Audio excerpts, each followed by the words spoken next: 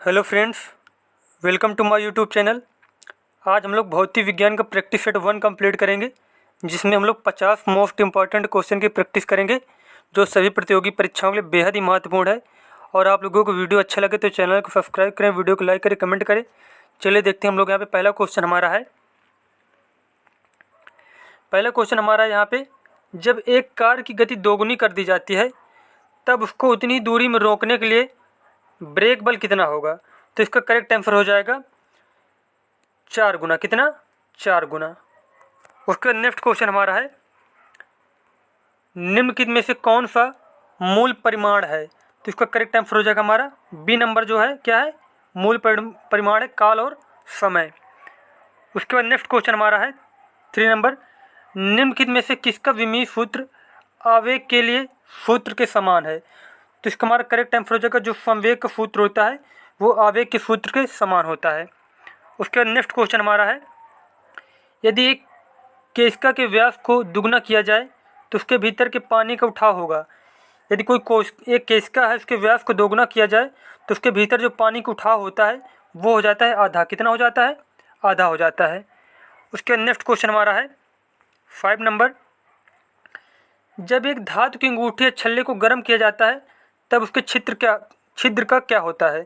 तो जब कोई भी वस्तु को गर्म किया जाता है तो क्या होता है? उसके जो छिद्र होते हैं उनका फैलाव ज़्यादा हो जाता है। तो इसका करेक्ट आंसर हो जाएगा हमारा 5 का ए नंबर, वह फैलता है। उसके बाद अगला क्वेश्चन हमारा है 6 नंबर, बरसात की बूंदें बहुत ऊंचाई से गिरती हैं, उनके बारे में निम्नलिखित में से कौन सी बात सही है? तो इसका करेक्ट आंसर हो जाएगा, वे उन अंतिम वेगों के साथ गिरती हैं जो विभिन्न आकारों की बूंदों के लिए विभिन्न होते हैं। तो इसका हमारा ए नंबर जो ऑप्शन है वो करेक्ट हो जाएगा।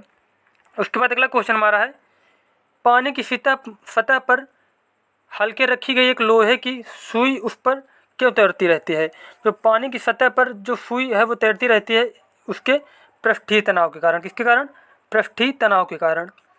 उसके बाद अगला क्वेश्चन हमारा है 8 नंबर, कोई भी नाव डूब जाएगी यदि वह पानी हटाती है अपने भार के बराबर। अगर कोई नाव अपने भार के बराबर पानी हटाएगी तो क्या करेगी? वो डूब जाएगी।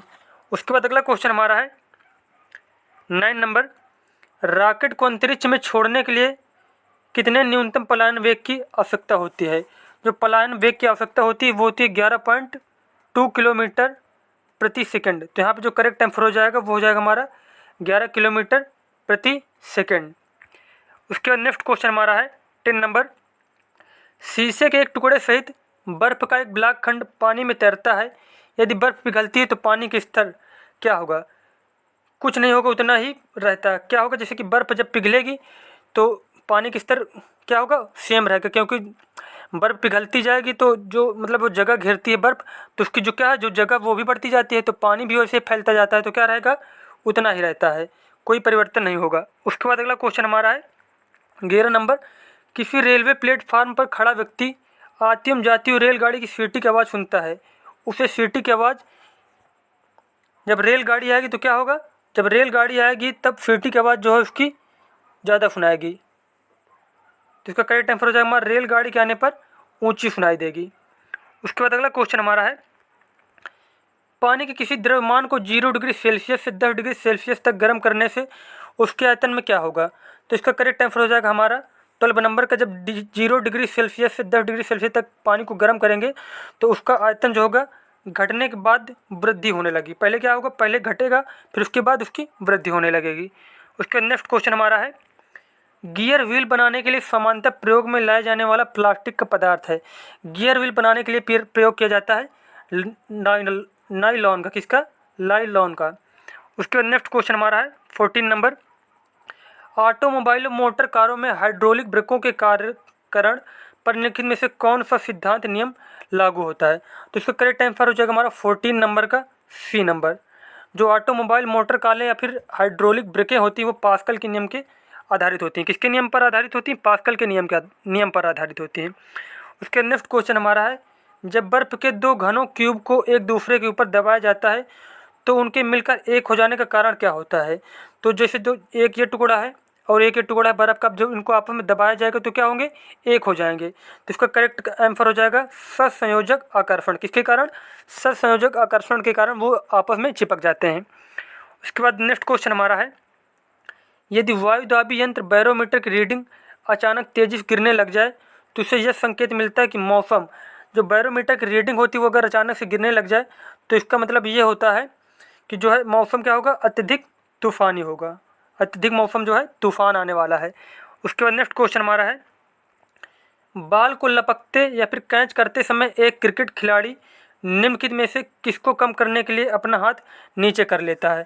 तो इसका करेक्ट आंसर हो जाएगा हमारा आवेग को कम करने के लिए। किसको कम करने के लिए? आवेग कम करने के लिए। उसके बाद नेक्स्ट क्वेश्चन, जब बस सहसा मुड़ती है तब बस में खड़ा यात्री बाहर की ओर गिरता है, इसका कारण है?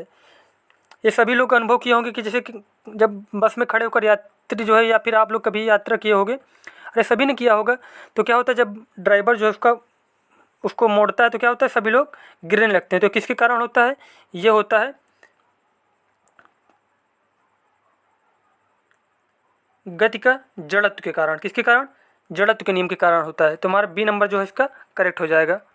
उसके बाद नेक्स्ट क्वेश्चन हमारा है 19 नंबर, किसी टावर के शीर्ष से समस्त रूपी प्रक्षेपित किया गया कण जमीन पर उतनी दूरी पर गिरता है जो टावर के पाद से ऊंचाई के बराबर होती है। यह बताइए कि कण द्वारा तय किए गए पथ निम्नलिखित में से किसका भाग है? तो इसका करेक्ट आंसर हो जाएगा हमारा 19 नंबर का परवलयकार। जब ऐसे जैसे कोई कण है यहाँ जैसे ऐसे फेंका जाएगा ऐसे करके तो क्या होगा, या परवलयकार हो जाएगा। उसके बाद अगला क्वेश्चन हमारा है 20 नंबर, यदि किसी कण का वेग ग्राफ y बराबर mt+c द्वारा निरूपित हो तो कण चल रहा है। तो इसका करेक्ट आंसर हो जाएगा हमारा 20 नंबर का सी, एक समान त्वरण के साथ चल रहा है। उसके बाद नेक्स्ट क्वेश्चन हमारा है, दाब बढ़ाने से बर्फ का गलनांक, जो दाब बढ़ाने से बर्फ का गलनांक क्या होता है? बर्फ का गलनांक जो है घटता है। क्या होता है? घटता है। दाब बढ़ाने पर बर्फ का गलनांक क्या हो जाता है? घटता है। उसका नेक्स्ट क्वेश्चन हमारा 22 नंबर, असमान वेग और एक समान त्वरण के साथ चल रहे पिंड के लिए, अब यहाँ पे कौन सा ऑप्शन करेक्ट होगा? वो हमारा हो जाएगा विस्थापन काल ग्राफ अरैखिक होता है। क्या होता है? विस्थापन काल जो ग्राफ होता है वो होता है अरैखिक होता है। उसके बाद नेक्स्ट क्वेश्चन है कि लैंप की बत्ती में तेल ऊपर चढ़ता है क्योंकि, तो लैंप की बत्ती में तेल ऊपर चढ़ता है इसलिए चढ़ता है केशकीय क्रिया परिघटना के कारण। किस कारण? केशकीय क्रिया परिघटना के कारण। उसके बाद अगला क्वेश्चन हमारा है, द्रव्यमान ऊर्जा संबंध किसका निष्कर्ष है? जो द्रव्यमान ऊर्जा संबंध है वह सापेक्षता का सामान्य सिद्धांत का, किसका? सापेक्षता के सामान्य सिद्धांत का। उसके बाद नेक्स्ट क्वेश्चन हमारा है 25 नंबर, निम्नलिखित में से कौन सा नियम इस कथन को वैध ठहराता है कि द्रव्य न सृजन किया जा सकता है न ही विनाश किया जा सकता है? तो इसका करेक्ट आंसर हो जाएगा हमारा द्रव्यमान संरक्षण का नियम। कौन सा नियम? द्रव्यमान संरक्षण नियम का ये बताता है कि जो द्रव्य का न सृजन किया जा सकता है और न विनाश किया जा सकता है। उसके बाद अगला क्वेश्चन हमारा है, पिक्नोमीटर नामक उपकरण का प्रयोग किसे मापन के लिए किया जाता है? जो पिक्नोमीटर यंत्र होता है उसका यूज किया जाता है घनत्व मापन के लिए। किसके लिए? घनत्व मापन के लिए। उसके बाद नेक्स्ट क्वेश्चन हमारा है कि तेल की बूंद पानी पर फैल जाती है क्योंकि, इसका कारण जो होता है तेल का पृष्ठ तनाव पानी से बहुत कम होता है, इसीलिए जो तेल की बूंद होती है पानी पर फैल जाती है। उसके बाद अगला क्वेश्चन हमारा है, गुरुत्वाकर्षण नियम की परिभाषा किसने की थी? जो गुरुत्वाकर्षण के नियम दिए थे वो किसने दिए थे? वो दिए थे न्यूटन ने। उसके बाद अगला क्वेश्चन हमारा देखते हैं हम लोग 29 नंबर, पवन की गति को मापने वाला उपकरण है। तो इसमें जो करेक्ट आंसर हो जाएगा एनीमोमीटर। कौन सा? एनीमोमीटर। उसके नेक्स्ट क्वेश्चन देखते हैं हम लोग 30 नंबर, यदि किसी स्थान के तापमान में सहसा वृद्धि हो तो आपेक्षिक आर्द्रता क्या होगी? तो इसका करेक्ट आंसर हो जाएगा हमारा 30 नंबर का बी नंबर। क्या होगा? घटती है। यदि किसी स्थान के तापमान में सहसा वृद्धि हो तो उसकी आपेक्षिक आर्द्रता जो होगी वो कम हो जाएगी। उसके नेक्स्ट क्वेश्चन हमारा है 31 नंबर, कि हाइड्रोजन का गुब्बारा ऊपर की ओर मंडराता है क्योंकि, जो है हाइड्रोजन का गुब्बारा जो ऊपर की ओर उठता है उसका कारण होता है कि गुब्बारे का वजन उसके द्वारा विस्थापित वायु के वजन से कम होता है। जो गुब्बारे का वजन होता है उसके द्वारा विस्थापित वायु से कम होता है, इसी कारण जो वो गुब्बारा होता है वो ऊपर की ओर जाने लगता है। उसके बाद अगला क्वेश्चन हमारा है कि न्यूटन का पहला गति का नियम संकल्पना देता है। जो न्यूटन का पहला नियम था वो कौन सा नियम था? वो नियम था हमारा जड़त्व का नियम। कौन सा? जड़त्व का नियम। उसके बाद नेक्स्ट क्वेश्चन हमारा है 33 नंबर, कक्षा में अंतरिक्ष यान में भारहीनता की अनुभूति का कारण है। तो इसका करेक्ट आंसर हो जाएगा हमारा कि कक्षा में त्वरण बाहरी गुरुत्वाकर्षण के कारण त्वरण के बराबर होता है। हमारा 33 का बी नंबर जो ऑप्शन है वो करेक्ट हो जाएगा। उसके बाद हमारा 34 नंबर क्वेश्चन है, पैराफूट धीरे धीरे नीचे आता है जबकि उसकी ऊंचाई से फेंका गया पत्थर तेजी से गिरता है, क्योंकि? तो इसे ये किस लिए होता है कि जो पैराफूट बहुत धीरे धीरे आता है और जबकि उसकी ऊंचाई से जो कोई पत्थर फेंक दो तो बहुत जल्दी नीचे आ जाता है। तो इसका करेक्ट आंसर हो जाएगा जो कि पैराफूट के पृष्ठ का क्षेत्रफल ज़्यादा है अतः वायु का प्रतिरोध अधिक है। तो हमारा 34 का सी नंबर ऑप्शन जो है करेक्ट हो जाएगा।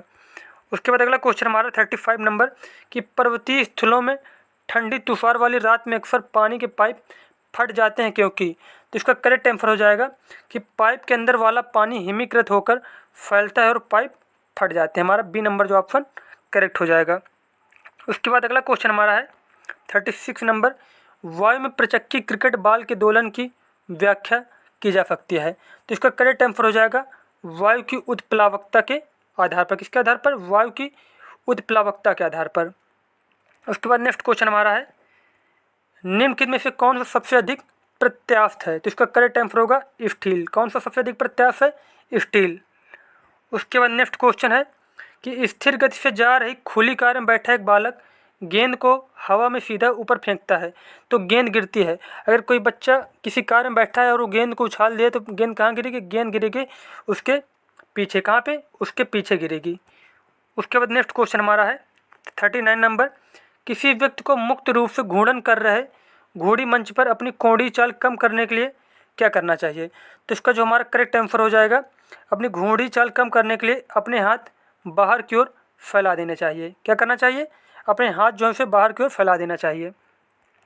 उसके बाद नेक्स्ट क्वेश्चन हमारा 40 नंबर, सभी मूल बलों में सबसे दुर्बल बल कौन सा है? तो इसका करेक्ट आंसर हो जाएगा जो सभी मूल बलों में सबसे दुर्बल बल होता है वो होता है गुरुत्वीय बल। कौन सा? गुरुत्वीय बल। उसके बाद अगला क्वेश्चन हमारा है कि पानी से निकालने पर शेविंग ब्रश के बाल आपस में चिपक जाते हैं, इसका कारण है? तो इसका करेक्ट आंसर हो जाएगा हमारा पृष्ठ तनाव। पृष्ठ तनाव के कारण ही जो बाल होते हैं वो ब्रश में चिपक जाते हैं। उसके बाद नेक्स्ट क्वेश्चन हमारा है कि प्रकृति में सबसे सशक्त बल है, तो जो प्रकृति में सबसे सशक्त बल है वो है नाभिकीय बल। कौन सा बल? नाभिकीय बल। उसके बाद नेक्स्ट क्वेश्चन हमारा है 43 नंबर, ज़्यादा ऊंचाई पर सांस लेने में कठिनाई क्यों होती है? तो इसका करेक्ट आंसर हो जाएगा कि वायु के दबाव के कारण, वायु के कम दबाव के कारण जो है सांस लेने में ऊंचाई पे कठिनाई होने लगती है। उसके बाद नेक्स्ट क्वेश्चन हमारा है कि किसी उपग्रह में किसी अंतरिक्ष यात्री द्वारा गिराए गए चम्मच, अगर कोई अंतरिक्ष यात्री है वो अंतरिक्ष में क्या कहिए एक चम्मच को गिरा दे तो क्या करेगा? जो चम्मच होगा उपग्रह की गति का अनुसरण करता रहेगा। उसके बाद नेक्स्ट क्वेश्चन हमारा है 45 नंबर, अपेक्षिकता सिद्धांत के अनुसार निम्नलिखित में से कौन सा सदा एक समान रहता है? तो हमारा 45 नंबर का करेक्ट आंसर हो जाएगा प्रकाश का वेग। अपेक्षिकता सिद्धांत के अनुसार जो प्रकाश का वेग है वो हमेशा एक समान रहता है। उसके बाद नेक्स्ट क्वेश्चन हमारा है कि पत्थर को ठोकर मारने से व्यक्ति को चोट लगने का कारण है? तो इसका करेक्ट आंसर हो जाएगा प्रतिक्रिया के कारण। प्रतिक्रिया का नियम ये बताता है कि जब किसी पे हम लोग कोई क्या करते हैं, जैसे कि हम लोग पत्थर पे जब हाथ या पैर मारते हैं तो जो पत्थर होता है उतनी स्पीड से हमें प्रतिक्रिया करता है, हमें फिर ठोकर मारता है, तो इसकी वजह से क्या होता है? चोट लग जाती है। उसके नेक्स्ट क्वेश्चन हमारा है 47 नंबर, जब किसी वस्तु को पृथ्वी से चांद पर ले जाया जाए तो भार बदल जाता है परंतु द्रव्यमान उतना ही रहता है। क्या जब किसी वस्तु को पृथ्वी से चांद पर ले जाया जाएगा तो क्या होगा? भार उसका बदल जाएगा परंतु द्रव्यमान जो है वो सेम रहेगा। उसके बाद अगला क्वेश्चन हमारा है कि चावल पकाना कठिन होता है, चावल पकाना कहाँ पर कठिन होगा? तो इसका करेक्ट आंसर हो जाएगा पर्वत के शिखर पर। और किस वजह से? ये होगा वायुमंडलीय कम दाब के कारण। जो पर्वत के शिखर पर जो है वायुमंडलीय जो दाब है, वायुमंडलीय दाब जो है वो क्या हो जाएगा? कम हो जाएगा, जिसकी वजह से खाने पकाने में बहुत दिक्कत हो जाएगी।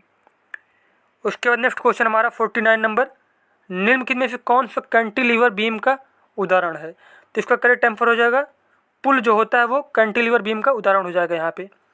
उसके बाद नेक्स्ट और हमारा लास्ट क्वेश्चन है 50 नंबर कि भिन्न भिन्न द्रव्यमान के दो पत्थरों को एक भवन के शिखर से एक साथ गिराया गया है तो क्या होगा कि जो है दोनों पत्थर ज़मीन पर एक साथ पहुँचते हैं, चाहे कोई बड़ा पत्थर हो या फिर छोटा पत्थर हो, जब हम कोई ऊंचाई से उन्हें गिराएंगे तो क्या करेंगे? वो दोनों पत्थर जो है एक साथ पहुँचेंगे। तो हमारे 50 जो क्वेश्चन मोस्ट इंपॉर्टेंट क्वेश्चन थे कंप्लीट हो चुके हैं। आप लोगों को वीडियो अच्छा लगा तो चैनल को सब्सक्राइब करें, वीडियो को लाइक करें, कमेंट करें। मिलते हैं नेक्स्ट वीडियो में। धन्यवाद।